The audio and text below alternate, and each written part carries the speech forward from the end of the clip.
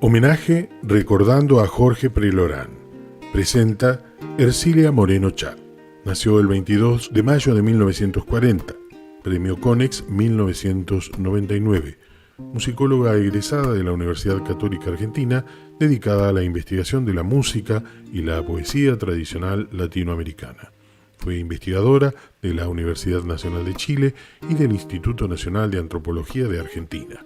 Dirigió el Instituto Nacional de Musicología Carlos Vega y se desempeñó en calidad de asesora del Instituto Smithsoniano de Estados Unidos, del International Music Council de la UNESCO y del Fondo Nacional de las Artes. Fue coordinadora regional de proyectos de etnomusicología de la OEA y la UNESCO.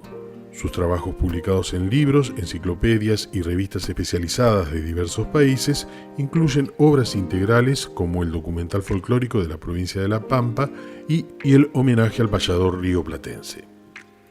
Nos vamos a referir a Jorge Prelorán, recordándolo a través de las 3 etapas más relevantes de su vida. Luego de su niñez y adolescencia en Buenos Aires, inicia su periodo de formación universitaria en la Universidad de California en Los Ángeles, que se realiza en su prestigioso departamento de cine, teatro y artes visuales. Una segunda etapa la desarrolla en la Argentina durante la década del 60, con una actividad muy intensa y la ayuda de diferentes becas de Estados Unidos, como la de la Fundación Tinker, la Guggenheim, etc. Y acá en la Argentina encuentra en 2 instituciones un gran apoyo. Esas instituciones fueron la Universidad Nacional de Tucumán y el Fondo Nacional de las Artes. Esta etapa de 1960 es la etapa de un gran desarrollo y la adquisición de un estilo propio de cine. Una tercera y última etapa comienza en 1976, al dejar su país por razones políticas y ser contratado por la misma universidad que lo había formado. Allí ejerce la docencia y su obra adquiere relevancia internacional. En 1994 se jubila como profesor emérito. Fue el cine su primer amor y él recordaba siempre que su primera película, que había sido algo así como Jugando al policía y al ladrón, había sido a los 12 años, filmada con amigos. Y no paró de trabajar en el cine hasta que llegó a los 75 años, fecha en que muere. Su vasta filmografía de alrededor de 60 películas cuenta con una gran mayoría de títulos de documentales, unos pocos de films experimentales y 2 de ficción.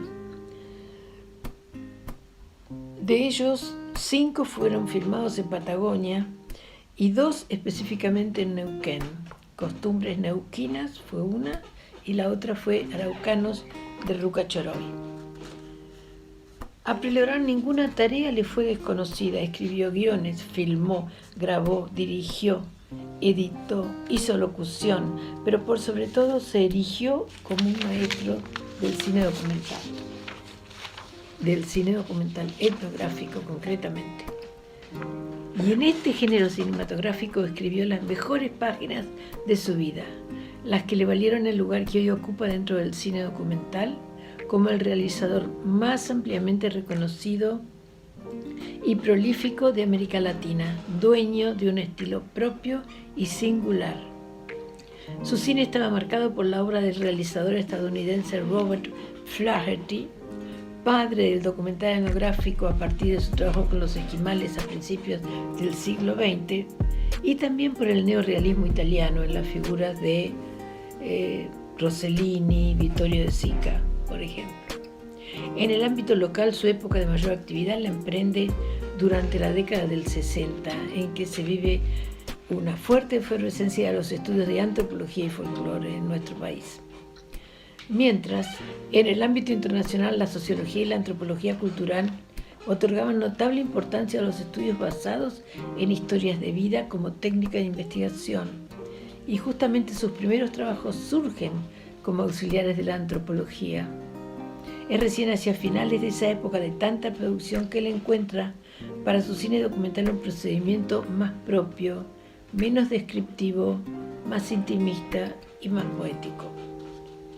Para ello había transitado por diferentes búsquedas desde la narración, que había sido realizada por antropólogos, también por locutores profesionales o por él mismo en algunos casos.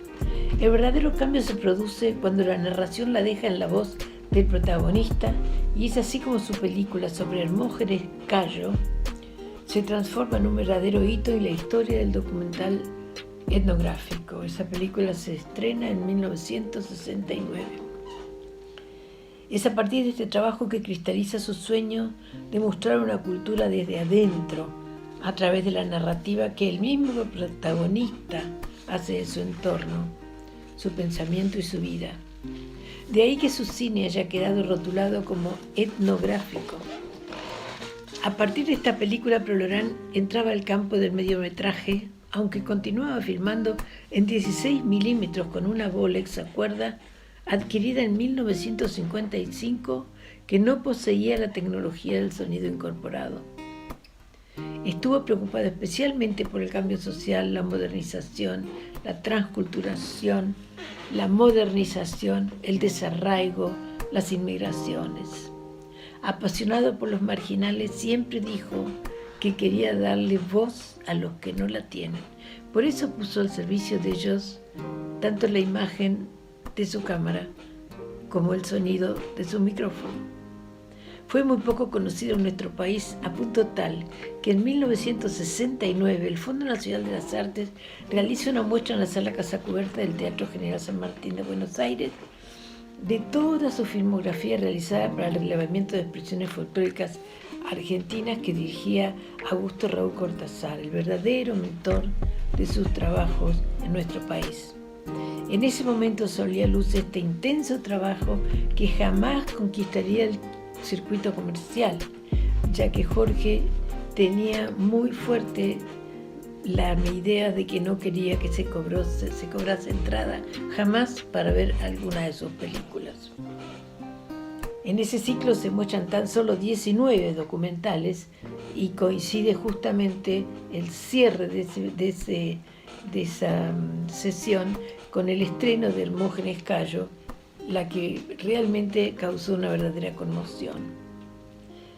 A partir de su instalación en Estados Unidos en 1976 y su incorporación como profesor a la universidad en la que se graduó, comenzó a ser más conocido internacionalmente gracias a su participación en congresos, a invitaciones a seminarios, dictados de cursos, etc. Y fue también la época en que llegaron los premios y los reconocimientos, mientras él seguía con su inquebrantable tarea de revisionar toda su obra. Permanentemente esos trabajos se iban retocando y retocando. Un momento relevante de su trayectoria en Estados Unidos lo constituyó la invitación que le formulara una prestigiosa antropóloga, Margaret Mead, para ser la figura central del segundo festival de cine etnográfico que iba a llevar su nombre. Fue una suerte porque ella muere muy sobre la fecha en que se realiza este festival, así que Jorge contó con la presencia personal de Margaret Mead en este festival que se hizo, que fue en el año 1978 en la ciudad de Nueva York. En 1981 externado para recibir el premio Oscar de la Academia de Cine de Hollywood por un documental que hizo sobre un hachero de Oregon. El documental fue hecho con Steve Raymond y se llama Luther Metke a los 94. En las décadas del 80 y 90 continúa filmando y trabajando con alumnos de su universidad y emprende su primer largometraje de ficción en Ecuador, en 1982. Su último documental filmado en Argentina en 1992, Patagonia en busca de su remoto pasado, fue encarado para la televisión española y como tal consistió en 7 capítulos que incursionan a lo largo de 400 millones de años en la historia geológica, biológica y paleontológica de esta región, para lo cual contó con numerosos investigadores del CONICET que se enamoraron de la tarea. Estuvo pensado para pasar la obra en televisión, constaba de 7 capítulos de 1 hora. Entre las últimas tareas que Prelorán realiza se cuenta el pasaje de todos sus documentales filmados en 16 milímetros a DVD y la realización de una serie de libros muy ilustrados que presentaban a los protagonistas del modo más cercano a los protagonistas de sus documentales. Esa era la idea, que hubiese de cada protagonista de sus documentales un libro. Esta obra no fue terminada y la encaró con Mabel, su esposa. El conocimiento de la cercanía de su muerte lo llevó a organizar todos sus documentos para donarlos a los archivos de films de estudios humanos del Museo de Historia Natural de la Smithsonian Institution en la ciudad de Washington, D.C. Allí reposan para el acceso público 50 películas terminadas, metros y metros de película de tomas descartadas, cartas, diarios, recortes de prensa, fotografías, cintas de audio, entre otros elementos que permiten una aproximación mayor a su obra. La precariedad de los medios de que dispuso siempre para filmar en Latinoamérica encauzó de algún modo su trabajo. Una cámara Kodak adquirida en 1923 y luego una Bolex comprada en 1955. Ninguna de las dos tenía sonido incluido, lo cual ya era forzoso en toda película documental de aquella época. Pero sin embargo, este hecho llevó a que la grabación del audio y de la imagen Jorge tuviera que hacerlas en forma independiente, y esto fue señalado como un rasgo que permitió una mayor penetración del público en el contexto de filmación y en el mundo del protagonista. Numerosos estudiosos del cine documental de distintos países estudiaron su obra, señalando la creación de un estilo propio que apuntó fundamentalmente a la emoción. En el mismo año de su muerte en su casa de Los Ángeles, se estrenaba en Buenos Aires un documental sobre su vida que realizara en homenaje a su maestro, el cineasta argentino Fermín Rivera, Huellas y Memoria de Jorge Prelorán. Fue miembro correspondiente de la Academia Nacional de Bellas Artes de nuestro país, así también como de su homónima de los Estados Unidos y también de la Academia de Cine de Hollywood.